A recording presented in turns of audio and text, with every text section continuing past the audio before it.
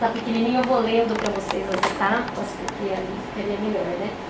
Então, todas essas etapas aqui, a gente já realizou desde o início de 2015, quando a gente começou o processo de revisão. Então, fizemos o plano de trabalho, discutimos como é que a gente ia fazer as etapas de discussão, tanto do diagnóstico técnico, comunitário, elaboração de propostas, tudo isso a gente apresentou, esse plano, tanto aqui como em outros conselhos, né? Fizemos a divulgação, fizemos vários seminários ao longo desse processo para uma atualização de conhecimento, tanto de nós técnicos da prefeitura quanto de quem acompanha esse trabalho. Fizemos uma capacitação de todos os técnicos das demais secretarias sobre o que aborda um plano diretor, capacitação para a população que iria participar dos diagnósticos comunitários. Fizemos 2 etapas de diagnóstico com a população, tanto uma escuta inicial, que tinha esse treino e uma primeira fala da população. E depois fizemos uma outra, que alguns de vocês participaram, que é aquele que a gente abriu um mapa e as pessoas desenhavam e participavam. No meio desse processo teve também a contribuição da FUPAM, né, que trouxe todos os subsídios para a gente, tanto para a lei de uso e ocupação do solo quanto para o plano diretor, e a gente discutia com a equipe toda essa interação, né? Então, a todo momento a gente recebia os bancos de dados, tudo da legislação que a FUPAM fez, o banco de dados que ela criou e o diagnóstico técnico que ela elaborou. Tudo isso a gente juntou e fez um diagnóstico técnico final. Esse diagnóstico está pronto, a gente está agora na etapa das propostas preliminares. E o que vem a ser essas propostas preliminares, né? Então a gente está discutindo com todas as secretarias as propostas que elas têm de visão de futuro, onde a saúde pretende implantar postos de saúde, educação, escolas e creches, aonde que a SMDEST entende que o município deve crescer do ponto de vista econômico, e assim sucessivamente, aonde que a assistência social vai priorizar suas ações para a população de vulnerabilidade. E aí eu vou mostrando as secretarias que a gente já teve retorno. Nós ainda não tivemos retorno de todas as secretarias para fecharmos as nossas propostas, né? Então eu vou tentar explicar um pouquinho que pé que tá, né? O diagnóstico técnico, primeira coisa, a gente recebeu um relatório dos aspectos ambientais, né? Os aspectos ambientais têm uma série de dados, é um relatório enorme que a gente vai disponibilizar na internet. E esse relatório, eu coloquei aqui algumas questões, não são nem as mais importantes, porque as mais importantes também já ficaria super extenso. São algumas mais para exemplificar mesmo o tipo de análise que a gente está fazendo. Então, por exemplo, o meio ambiente nos trouxe, a Secretaria do Verde, um estudo das bacias, das subbacias, né, microbacias hidrográficas, em termos de fragilidade ambiental. Eles estabeleceram um cálculo em termos de impermeabilidade do solo, número de moradias irregulares na região, falta de vegetação nas APPs, e ponderaram isso com uma análise multicriterial, com o banco de dados e tudo mais, processamento de dados, e chegaram a essa realidade. Com esses dados, a gente chega à conclusão que essa região aqui, que é aquela região do Campo Grande e Ouro Verde, por ali, perto da John Boy Dunlop, do Cidade Satélite Íris, é uma das regiões que a gente ainda tem uma série de vazios urbanos, tem uma tendência grande de crescimento, né, analisando inclusive os dados do Secov, que a gente comparou as áreas de maior crescimento do município para baixa renda e tudo mais, a gente verifica que aqui é uma área que a gente precisa ter bastante atenção para propor o que a gente for propor de adensamento, de diretrizes urbanísticas, porque a gente tem bastante áreas vagas numa área com fragilidade ambiental e uma área com bastante problemas sociais, né? Bastante áreas de favelas, subhabitação, né? Já aqui para o leste a gente tem menos problemas, né? Das regiões mais nobres a gente também tem bastante áreas vagas ainda, mas em termos ambientais a gente não tem tantos problemas. Tá melhor? É que eu não sei se eu consigo. Hã? Não, pra mim não tem problema, só que eu não. Não há problema, tá chegando. Bom, da mesma forma, a gente tem os aspectos urbanos que foram levantados. Então, a gente fez uma análise muito semelhante, inclusive, ao que a gente tinha no plano diretor de 2006. Então, a gente tem um histórico da evolução urbana, do crescimento populacional, uma análise das áreas que mais cresceram, é uma atualização dos dados, na verdade. A tendência de ocupação, a questão da acessibilidade, né, em termos das pessoas com maior deficiência de locomoção, como que se encontram.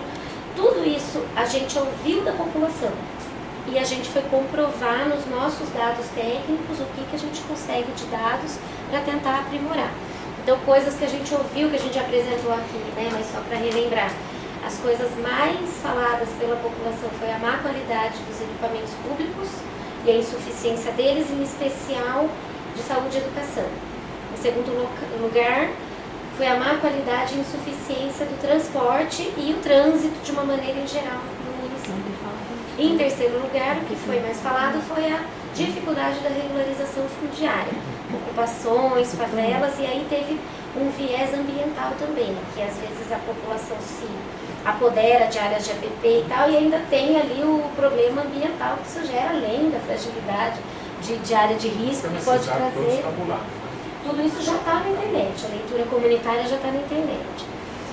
Do ponto de vista dos aspectos rurais, a Secretaria de Desenvolvimento Econômico fez todo um estudo para nós do potencial do agronegócio para as áreas rurais do município. Isso porque não nas audiências, mas nos protocolos, a gente recebe bastante solicitação de inserção de áreas no perímetro. Né? Muitas. 100% da área rural quer virar urbana, 100%. Menos a Pedra Branca. Hã? Menos A Pedra Branca quer. É 100%. 238 milhões de metros quadrados querem ser inseridos no perímetro urbano. 70 famílias já venderam coisa lá? Está tudo sendo vendido. Tem um pedaço da Pedra Branca que é 70? urbano, né? Mas tem Sitiantes já venderam. Que é rural. 100%. Mesmo a Pedra Branca já desiludiu com rural e tudo. Então, a gente faz alguns estudos para tentar reverter esse quadro, porque essa mescla é muito importante, né? Não só do ponto de vista ambiental, mas também do ponto de vista de gestão do território urbano. Se a gente tiver duas Campinas, né, como é que a gente vai gerir tudo isso se essa que a gente tem já está muito difícil de gerenciar, já custa caro, né? Então, eles levantaram todas as potencialidades que... Qual que é a forma de manter uma atividade agrícola sendo que não tem retorno financeiro? Exato. Esse que é o grande desafio, né? Vários fatores. A SNDEST tem alguns programas de desenvolvimento aí, tentando cativar os produtores e tudo mais, principalmente aqueles que produzem para exportação, com maior valor agregado. E a gente agora está traçando as UTRs, que são as unidades territoriais rurais, para tentar colocar algumas atividades, não só a produção, né, alguma coisa de atividades compatíveis com essa questão rural, mas que não totalmente urbana, né? Então isso ainda estamos em estudo, não só com a SNDEST, mas também com a Secretaria do Verde, em contato com o Conselho, através da SNDEST, o Conselho de Desenvolvimento Rural. Não, só estou colocando isso porque às vezes a gente coloca a área rural como uma bênção e a área urbana como diabólica.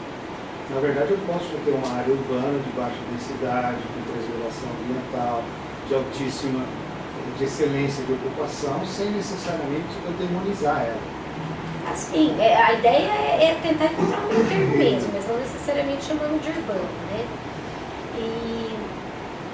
Mas isso em andamento, não temos uma resposta não para isso, né? Infelizmente ainda não.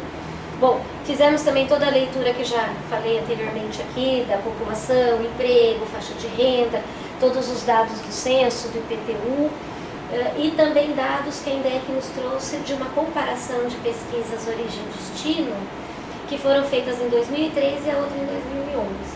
Então tem uma série de dados de onde aumentou o índice de mobilidade, de transporte coletivo, de transporte individual, de moto, de bicicleta, não temos, mas tá lá os dados e a gente está pedindo de bicicleta, inclusive. E a gente teve o resultado de que não foi surpresa nenhuma, mas que aumentou o número de transporte motorizado individual. E sendo que o que a gente precisaria que acontecesse era o contrário, para a gente conseguir melhorar a qualidade do trânsito, a gente deveria ter mais pessoas andando no transporte coletivo, e para isso a gente teria que ter um transporte de qualidade, que atendesse mais áreas do município, né? Então isso é um dos fatores que a gente está considerando como um desafio, de reverter essa realidade. Questões habitacionais também, dos assentamentos precários, que aumentaram muitíssimo no município de 2006 para cá. Qual o total de pessoas, né? Tem um número de unidades aqui, né? De habitação subnormal. 53 mil habitações, mas esse é o dado de 2006. Olhando os dados do censo, é mais, aumentou. Só naquela região ali do entorno do aeroporto aumentou absurdo, assim, de 15 mil foi para 30 mil habitações. Olha, é uma coisa A enorme. estimativa é que 15 a 16% da população de Campinas ainda vive em situação Algum de irregularidade. precário ou risco, precariedade de energia, favela. Algum tipo de irregularidade, né? A infraestrutura levantou para a gente as questões de abastecimento e esgotamento de água para o município, pontos críticos de alagamento e de inundação no município através da Defesa Civil. São dados que a Secretaria de Infraestrutura e Defesa Civil apontaram. Esse dado é importante. Não, todos esses dados são... Isso aí tudo você tem no site, não? Não, esse ainda não, nós vamos colocar no site. Porque a gente geralmente mostra para os conselhos e depois põe no site. E saúde e educação também, outra, não foi surpresa, mas a Secretaria de Educação aponta 8.800 crianças fora da escola, por falta de vaga. Isso inclui pré-escola também? Tudo, desde toda a parte pública de ensino municipal, não inclui a do estadual. A assistência social apresentou as áreas de vulnerabilidade, aquilo que eu estava falando no começo, a área sul, onde tem aquela mancha mais escura do meio ambiente. Desculpa, eu só fiz uma pequena confusão aqui. Existe criança do Estado e criança do município? É porque o ensino Não, a médio responsabilidade. é do Estado, né? É responsabilidade do Estado. A responsabilidade diferenciada. Qual é o percentual? Esses 8 mil, qual é a demanda? Assim, 200 mil, 300 mil? Qual é o percentual desses 8 mil? Olha, a gente tem 61 mil crianças na escola. Tem 15% É. não atingido. Agora, eles estão fora da escola porque não tem escola ou porque eles não querem ir na Porque escola? não tem escola, isso é a demanda. Quando chega até lá e não tem É onde porque pelo estudar. que eu sei, parece que todo mundo que procura escola acha. Mais Não, creche, viu? É mais a creche, educação tem um monte infantil, de mais- liminar que as mães entram para É. conseguir Principalmente colocar a nas criança creches. na Agora, as creche. pessoas normalmente querem a escola perto da casa dele. Né? Tem que ser, Esse- tem que ser. Mas nem sempre é possível. Né? É. Não, e aí quando não é, o município tem a obrigação de fazer o transporte. Faz. É. Esses 61 mil aqui, tem muitas que são transportadas pelo município, daqui para lá, para conseguirem estudar. Mas, ó, se você olhar o quadro ali de ampliações... Aqui é propostas- saúde. Ah, tá. Porque Ah. você tem 30% de proposta de ampliação e um déficit de 15%. Não, mas é que aqui é equipamentos de saúde. A saúde é um pouco mais bem resolvida, em termos de saúde básica, né? Porque tem saúde básica, que é o postinho de saúde e tal, e depois tem as especializações. Em termos de saúde básica, tem déficit, tem uma qualidade, às vezes, do postinho de saúde que não atende e tal, mas não é tão problemático. Agora, escola, que é... O aluno vai lá todo dia fixo, né? Diferente do postinho que hoje tem mês, amanhã o outro, tá? É um pouco mais fácil de mensurar o da saúde. Érica, esse déficit de 8 mil, você tem ele colocado no território? Onde que estão esses déficits, assim, para a gente entender? Temos, eles apresentam aqui, não sei se eu coloquei na apresentação, aqui ó, na região norte 1.300, na noroeste 2.400, estou arredondando, tá? Só para ficar de quebradinho. Tá agregando. Sudoeste 1.900, sul 2.400. A sul é a que tem mais. É sempre a região sul é uma das mais pequenas. A sul e a noroeste nesse caso aqui. E a leste 870. A leste é sempre a que menos se utiliza desse tipo de equipamento, né? Então, por exemplo, o posto de saúde lá da região de Souzas, as pessoas são atendidas sem problema nenhum, sem fila de espera, sem nada. Mas por quê? Porque a maioria não se vale desse serviço, tem a sua média aí da vida, né, e não usa o equipamento público. A grande maioria não usa por ali. Bom, aqui são os postos, as bases da Guarda Militar, da Guarda Municipal. Eles apresentaram alguns índices de criminalidade no município, mas não por região, só o total, eles não têm por região. Então, para nós não serviu assim para muita coisa, já que o plano diretor ele é mais territorializado. Serviu mais a gente ver as bases, achando que isso era uma coisa boa, mas a Secretaria de Segurança Pública tem feito um apelo para que a gente comece a debater a não mais colocar bases de guarda no município, sim usar ronda. Porque numa base você deixa 3, 4 funcionários que poderiam estar fazendo ronda, e a base, assim, quem mora ali na frente está atendido, mas na quadra de trás já não serve para nada, né? Então, o que seria mais interessante é a gente ter ronda, né? Trabalhar um pouco mais isso, principalmente no Conselho de Segurança Pública. Enquanto a guarda ficar atrás de droga, viciado, o resto, que é o pior, vai ficar prejudicado. Eu acho que a Guarda Municipal, constitucionalmente, ela foi criada para guardar o patrimônio do município público, né?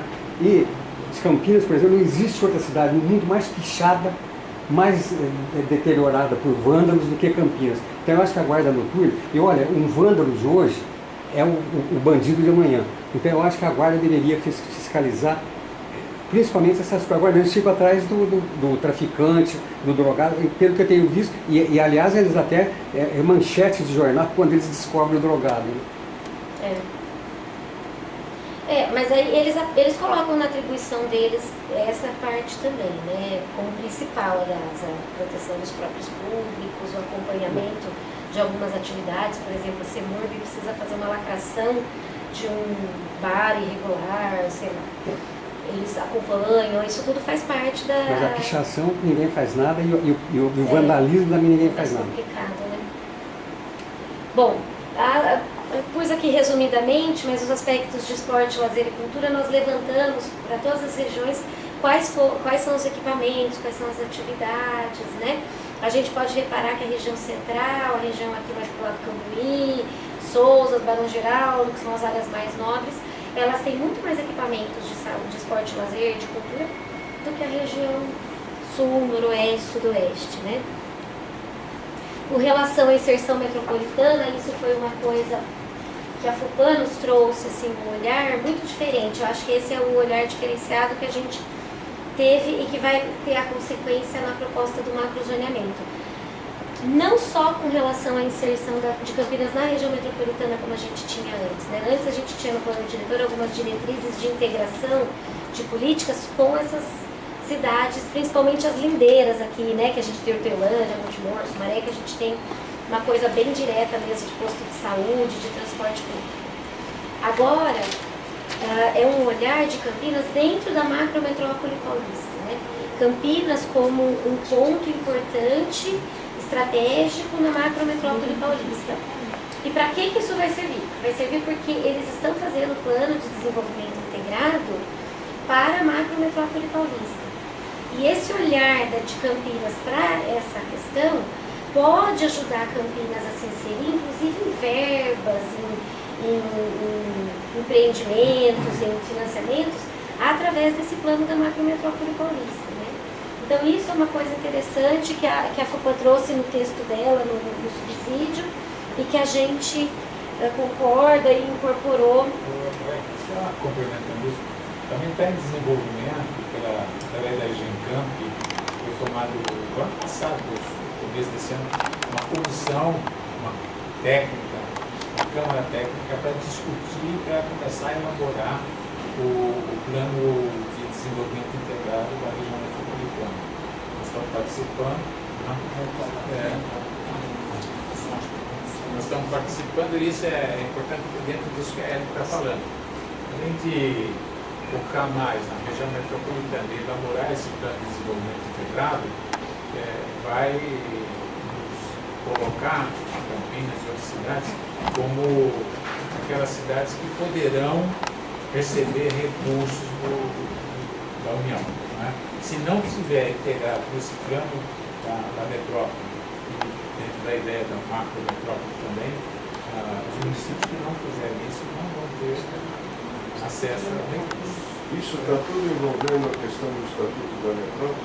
É o PRO. É exatamente a obrigatoriedade que o Estatuto da Metrópole coloca. O Estatuto prevê até instrumentos urbanísticos acontecendo entre duas cidades ou mais. Interregionais. Hã? Na verdade, quando a gente pensa numa coisa que já está projetada e pode acontecer a qualquer tempo, que é você conectar Viracopos, Cumbica, Tietê e centros de Campinas, nós vamos estar a 40 minutos do metrô de São Paulo. Isso em termos de interferência urbana e metropolitana, na verdade vai criar um elo de Campinas radiocêntrico com a região metropolitana. Porque isso vai mudar a história da cidade.